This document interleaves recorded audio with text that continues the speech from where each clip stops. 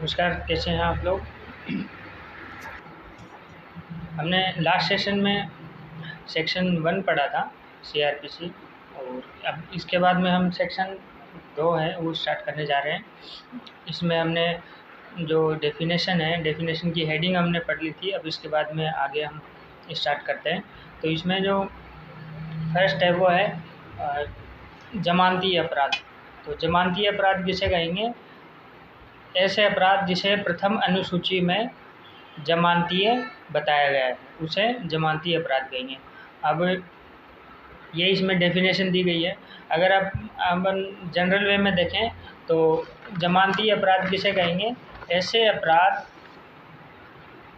सामान्य रूप से ये कहा जाता है कि ऐसा अपराध मतलब ऐसा गंभीर अपराध जो 3 साल या 3 साल से अधिक होता है, जो जिसमें 3 साल या 3 साल से अधिक कारावास का दंड होता है, उसे अजमानती अपराध कहते हैं। इसमें जमानती अपराध की डायरेक्ट परिभाषा नहीं दी गई, किंतु जो अजमानती अपराध है उसकी डेफिनेशन दी गई है। तो जैसे अपने को अजमानती अपराध का पता लग जाएगा तो उसी के बेस पे अपन जमानती अपराध कह सकते हैं। तो अजमानती अपराध कौन से हो गए? जिनमें नॉन बेलेबल ऑफेंस जिसको कहते हैं, जिनमें जमानत एक अधिकार के रूप में नहीं मानी जा सकती, तो ये है अजमानतीय अपराध। अजमानतीय अपराध कौन से हो गए? ऐसे अपराध जिसमें सज़ा 3 साल या 3 साल से अधिक है, वो अजमानतीय अपराध हो गए, नॉन बेलेबल ऑफेंस हो गए। तो इसमें हम देख सकते हैं कि जमानती अपराध कौन से हो गए? ऐसे अपराध जिसमें सज़ा 3 साल से कम की है उसे जमानती अपराध कहेंगे।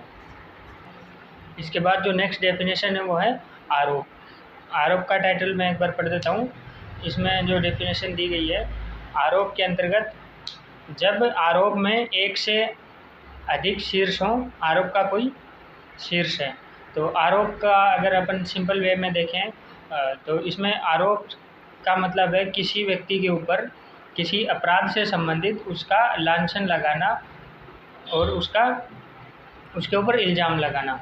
वो चाहे सही हो या गलत हो, वो बाद की बातें होती हैं, वो बाद में कोर्ट डिसाइड करता है क्या रहता है, क्या एविडेंस आती है, क्या उसके खिलाफ गवाही होती है। इन चीज़ों के ऊपर वो बाद की बातें रहती हैं। तो ये है इसमें आरोप का। अगर अपन सिंपल भाषा में देखें तो इसका मतलब है किसी के ऊपर लांछन लगाना या किसी आरोप से किसी कार्रवाई किसी अपराध से संबंधित उसके ऊपर लांछन लगाना। तो ये इसका सिंपल वे में इसकी डेफिनेशन है। अब इसके बाद में नेक्स्ट है संज्ञेय अपराध। संज्ञेय अपराध किसको कहते हैं? संज्ञेय अपराध को अगर अपन नॉर्मल डेफिनेशन में, नॉर्मल वे में देखें, नॉर्मल तरीके से देखें, आम बोलचाल की भाषा में देखें तो संज्ञेय अपराध का अर्थ है गंभीर अपराध, संगीन अपराध। तो संगीन अपराध कौन से होते हैं? संगीन अपराध वे अपराध जिनमें सज़ा 3 साल या 3 साल से ज़्यादा की होती है और जिसमें पुलिस वारंट के बिना किसी भी व्यक्ति को गिरफ्तार कर सकती है, वो संगीन अपराध कहते हैं, उसको संज्ञेय अपराध कहते हैं।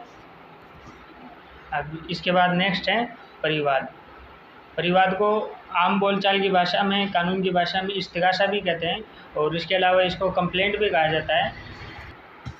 परिवाद की हम अगर डेफिनेशन देखें तो परिवाद को हम इस तरीके से परिभाषित कर सकते हैं।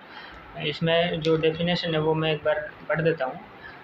मजिस्ट्रेट द्वारा कार्रवाई की जाने की दृष्टि से मौखिक या लिखित रूप से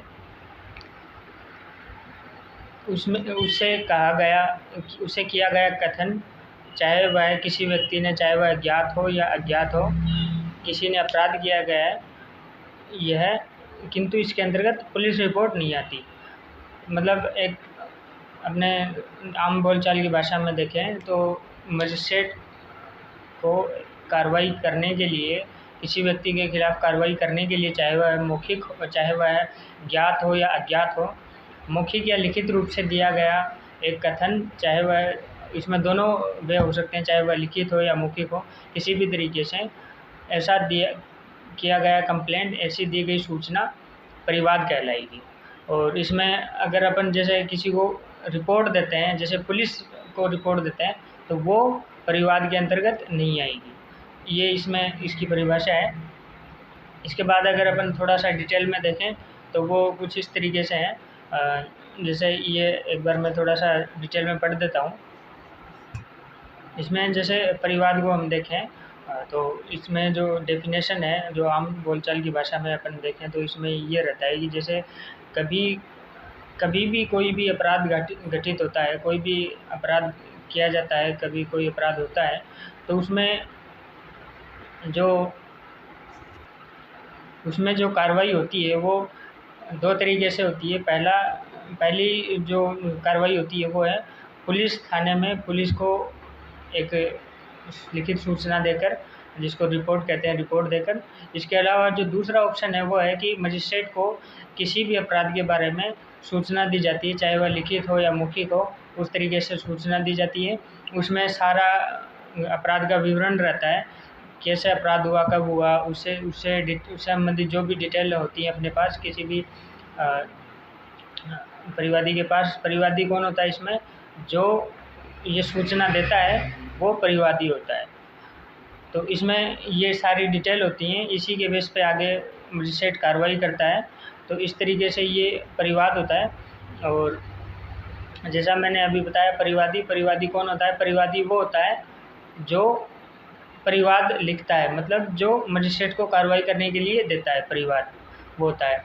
और इसमें दूसरा ऑप्शन भी ये भी रहता है कि अगर एक दूसरी कंडीशन ये भी है कि अगर कोई आदमी किसी कांस्टेबल को देता है लिखित में परिवाद, और वो अपने अधिकारी को देता है और अपने जो सीनियर ऑफिसर है उसको देता है, तो इस कंडीशन में कौन होगा परिवादी? इस कंडीशन में परिवादी वो अधिकारी होगा, क्योंकि जब कोई कंप्लेंट आती है तो उसने किसी भी व्यक्ति ने सिपाही को दी और सिपाही ने अपने सीनियर ऑफिसर को दी और ऑफिसर ने कोर्ट में वो सूचना भिजवाई। तो इस कंडीशन में परिवादी कौन होगा? इस कंडीशन में परिवादी वो सीनियर ऑफिसर होगा। और अगर अपन देखें इसमें जो नेक्स्ट है परिवाद करने की, जो परिवादी होता है उसकी कोई कंडीशन होती है क्या, कि मतलब ऐसा कोई कंडीशन जिसमें कि हाँ ये परिवादी हो सकता है? तो अगर देखें तो इसमें कोई कंडीशन नहीं होती, कोई भी आदमी परिवादी हो सकता है, चाहे उसका हित उसमें हो या ना हो। इस कंडीशन में, दोनों कंडीशन में हित है तो भी परिवादी कहा जाएगा, अगर हित नहीं है तो भी परिवादी हो सकता है। ये था इसमें परिवाद की परिभाषा। और परिवादी की हमने देखा इसमें परिवादी कौन हो सकता है। इसके बाद हम नेक्स्ट पढ़ेंगे उच्च न्यायालय। उच्च न्यायालय है, उच्च न्यायालय को हम नेक्स्ट सेशन में पढ़ेंगे। और इससे पहले उच्च न्यायालय को इसमें नेक्स्ट जो डेफिनेशन है उसको पढ़ने से पहले एक बार एक छोटी सी चीज़ एक और है, उसके बारे में भी मैं आपको इन्फॉर्मेशन दे दूँ। जो चीज़ रहती है परिवाद और इत्तला, जो सूचना होती है उसमें अंतर होता है। उसमें क्या अंतर होता है वो एक बार हम देख लेते हैं। जो परिवाद होता है,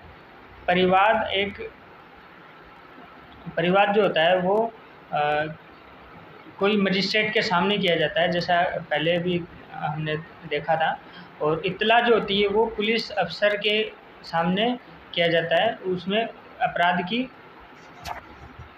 इत्तला में क्या है कि जैसे उसको जो सूचना दी जाती है उसमें वो मजिस्ट्रेट कार्रवाई करने के लिए स्वतंत्र नहीं होता, चाहे तो वो इत्तला के आधार पर, चाहे तो वह सूचना के आधार पर कार्रवाई करे, अथवा अगर वो चाहे तो वो उसके ऊपर रहता है कि वो ऑप्शन, उसके पास ऑप्शन है कि वो करे तो करे, नहीं करे तो नहीं करे। किंतु परिवाद जो होता है, परिवाद में उसको किसी भी मजिस्ट्रेट को कार्रवाई करना आवश्यक हो जाता है और उसी के बेस पे वो कार्रवाई आगे करता है। तो ये मुख्य अंतर है दोनों में। एक बार थोड़ा सा ब्रीफ में देखें तो इत्तला में किसी भी मजिस्ट्रेट को कार्रवाई करने के लिए बाध्य नहीं है, कोई भी मजिस्ट्रेट बाध्य नहीं है। किंतु जो परिवाद होता है उसमें किसी भी मजिस्ट्रेट को कार्रवाई आवश्यक रूप से करनी होती है, और इत्तला जो होती है वो सिर्फ एक घटना की सूचना होती है, और बल्कि जबकि जो परिवाद होता है, परिवाद में मजिस्ट्रेट को उस अपराध से संबंधित कार्रवाई करने के लिए कहा जाता है, मतलब उसको निवेदन किया जाता है। तो ये दोनों में अंतर है इत्तला और परिवाद में। इसके बाद हम नेक्स्ट सेशन में पढ़ेंगे उच्च न्यायालय, हाई कोर्ट। ये था दोस्तों ये था अभी तक का सेशन। इसके बाद हम देखेंगे नेक्स्ट सेशन में उच्च न्यायालय।